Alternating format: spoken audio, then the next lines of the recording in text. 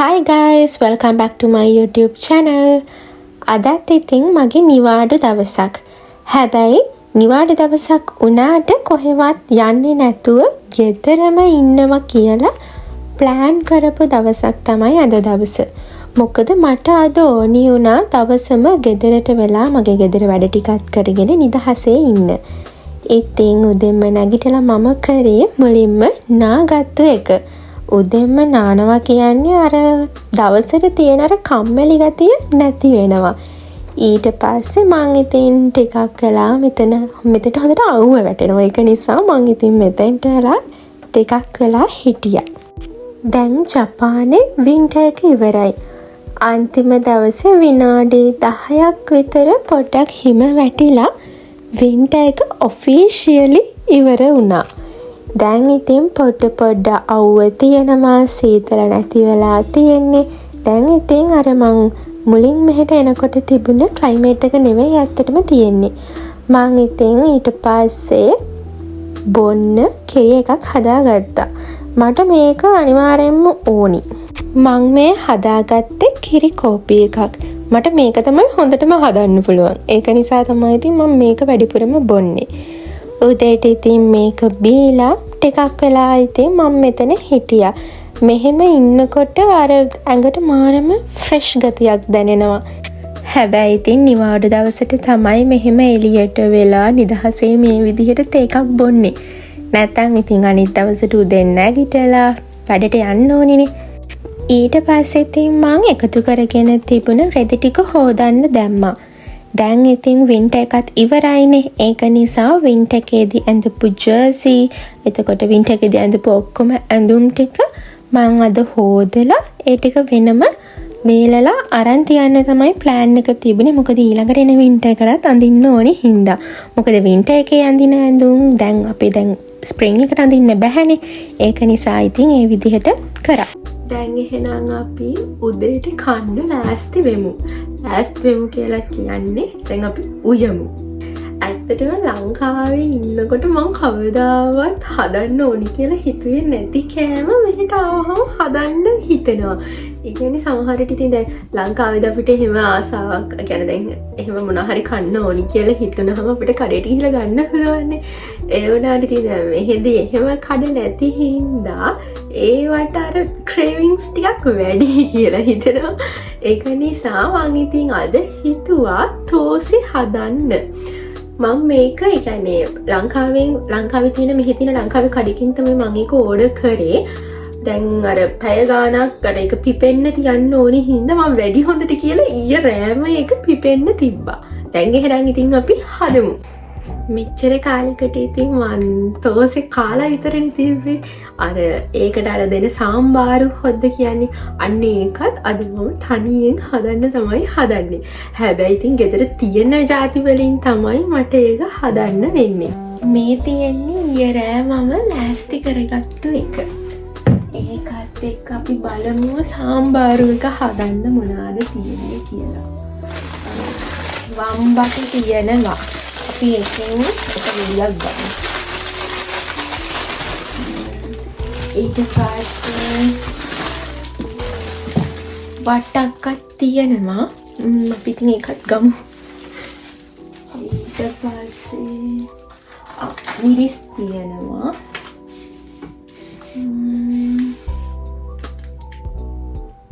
Carrot දානවද? දානවද? පොඩ්ඩක් දාමු.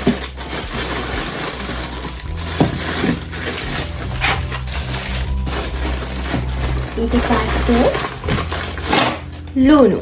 එහෙනම් අපි හදන්න පටන් ගමු. දැන් ඉතින් මම ඔක්කොම එළවලු ටික කපා ගත්තා. ඒත් එක්කම මම පරිප්පුත් ලෑස්ති කරගත්තා. දැන් ඉතින් අපි හදමු. බලමු ඉතින් මේක කොහොමද හැදෙන්නේ කියලා. මේ කෑම එක හදන විදිහ නම් මට වීඩියෝ කරගන්න බැරි වුණා. මොකද මේක ඉතින් අලුතෙන්ම හදන කෑම එකක් හින්දා මට මේකට ෆෝකස් එක දෙන්න ඕනි වුණා. ඇත්ත සාම්බාරු එකට කිසිම අපහාසයක් වෙන්නේ නැති විදිහට ගෙදර තිබුණ ಜಾති වලින් මම මගේ සාම්බාරු එක මගේ ස්ටයිල් එකට හදාගත්තා. ඒක රස නම් හොඳට තියෙනවා. දැන් ඉතින් මං තෝස ටික හදාගන්න තමයි හදන්නේ. ඇත්තටම කිව්වොත් මේක තමයි අමාරුම වැඩේ.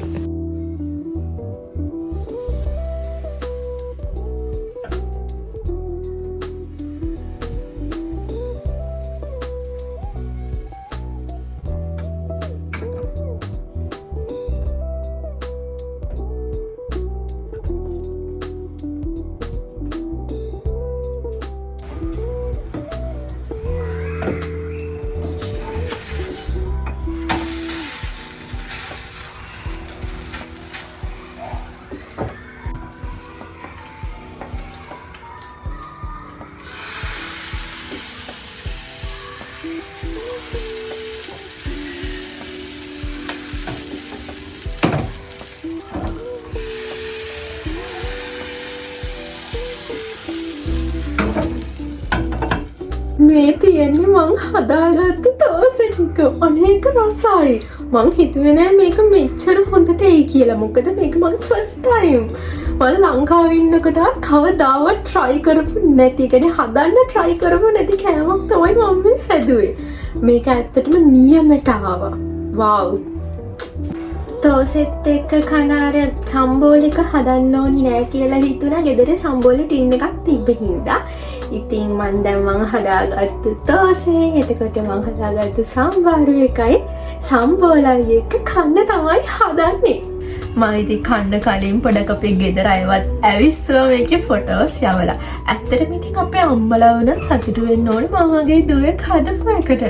තමන්ගේ වැඩ තනියෙන් කරගන්න මේ වගේ ටැලන්ටඩ් දුවෙක් හැදුව එකට අපේ අම්මලා ඉතින් ඇත්තටම සතුටු වෙන්න ඕනේ. හැම දෙයක්ම හොඳ විදිහට දැකලා පොඩි දෙයකින් උනත් ලොකු සතුටක් ලබන විදිහට මන් දැන් මාව පුරුදු කරගෙන තියෙන්නේ. ඉතින් මේ විදිහට ආස කෑමක් රසට හදලා ඒක කනකොට ලැබෙන සතුට උනත් මට දැන් ලොකු දෙයක් විදිහට තමයි දැනෙන්නේ. අනිත් ඒ තමයි තමන්ට තමන්ම වෙන්න පුළුවන් නම් එතන තමයි සැනසීම තියෙන්නේ. මම කාලා ඉවර වෙනකොට රෙදි ටික සේදිලා වේලිලත් ඉවරයි. ඊට පස්සේ ඉතින් මං රෙදි ටික වනන්න ලෑස්ති වුණා. මේ වෙනකොට හොඳටම අවුව තිබුණ නිසා ඔක්කොම රෙදි ටික වේලා ගන්න පුළුවන්.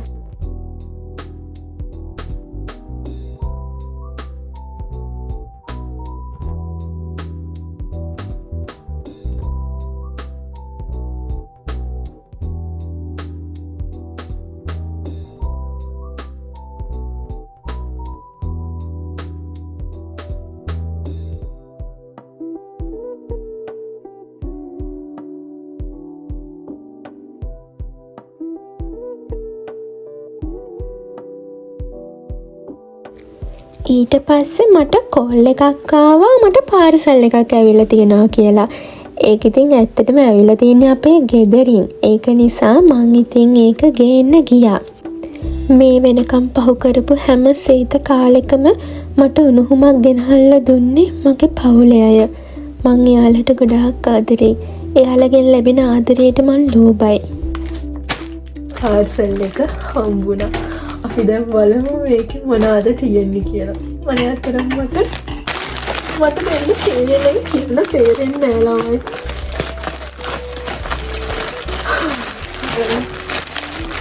මේකේ ගෙදරයිදී ආදරේ මොන වගේද කියලා. මට බලන්න සෑහෙන වටක් කරා. මේක ඉතින් කඩන එක නම් ලේසි නැති වෙයි. මොකද අපේ අම්මා කැට් කරන විදිහට සාමාන්‍ය කඩන එක ඉතර ලේසි නෑ.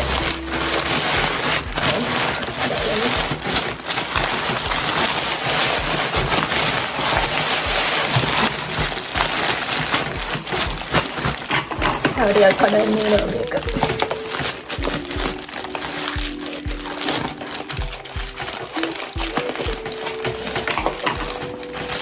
සුවඳ රන් එනවානේ. මට ගෙදර මොකක්ද වෙනවා කොහොමද?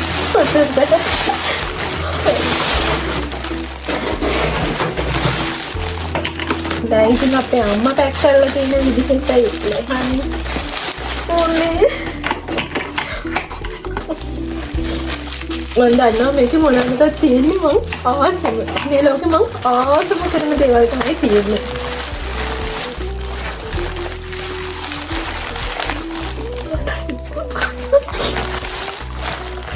මේක අපේ මල්ලිගෙන් මම දන්නවා. එයා දන්නවා මම මේ ලෝකේ ආසම ස්වීට්ස් මොනවාද කියලා. එයා යුනිවර්සිටි එකේ නම් ගෙදර එනකොට හැම පාරකම මට මේවා ගෙනාවා. මම ලංකාවේ ඉන්නකොට.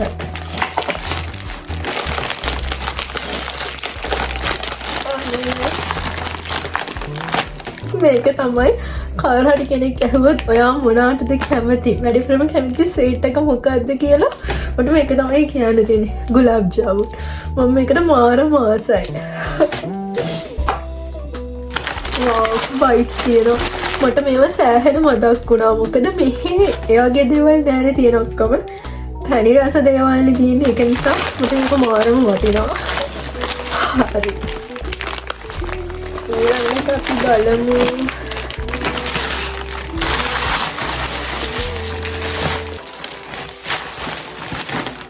මේක බලමු. වව්. curry powders ටිකක් ඒවලා තියෙනවා මට ගෙදර හදපු ඒවා. මේ අපේ අම්මගේ hand writing වලින් එයා මට දීලා ඒවලා තියෙනවා.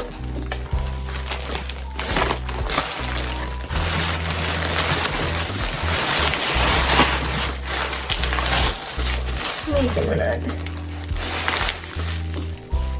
wow camel.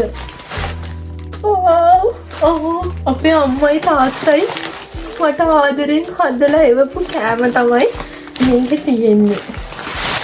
මට දැන් මේවා කනකන් ඉවසිල්ලක් නැහැ. මේක මොකක්ද?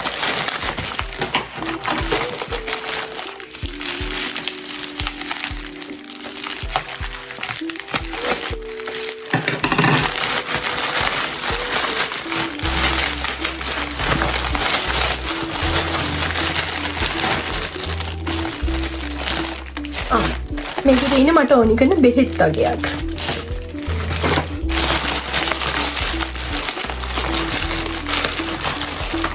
එකක් බෙහෙත්.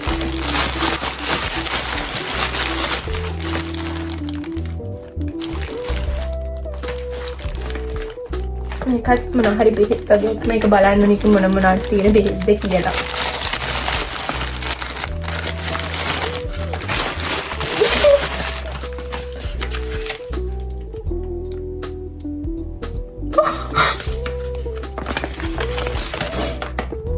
මල්ලි මට ලෙටර් එකක් කියවලා. මම ඒක කියවන්න.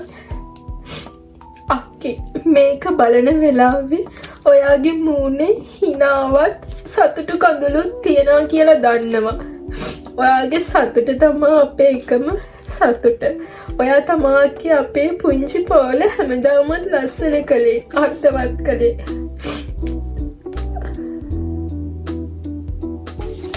ලෙටර්ස් දෙකක් තියෙනවා. එවනාට මට ඒක මෙහෙම කියවන්න අමාරුයි. මම මේ ෆොටෝ එක ගෙනාවේ ලංකාවෙන් එනකොට. මේ ෆොටෝ එකේ මං ඇරුණහම ඉන්න අනිත් 3 දෙනා තමයි මට මේ ලෝකේ වැඩියෙන්ම වටින 3 දෙනා. මං වැඩියෙන්ම ආදරය කරන 3 දෙනා මේ 3 දෙනා. මාව වැඩිපුරම තේරුම් ගන්න මට ගොඩක් ආදරය කරන 3 දෙනා තමයි මේ ඉන්නේ.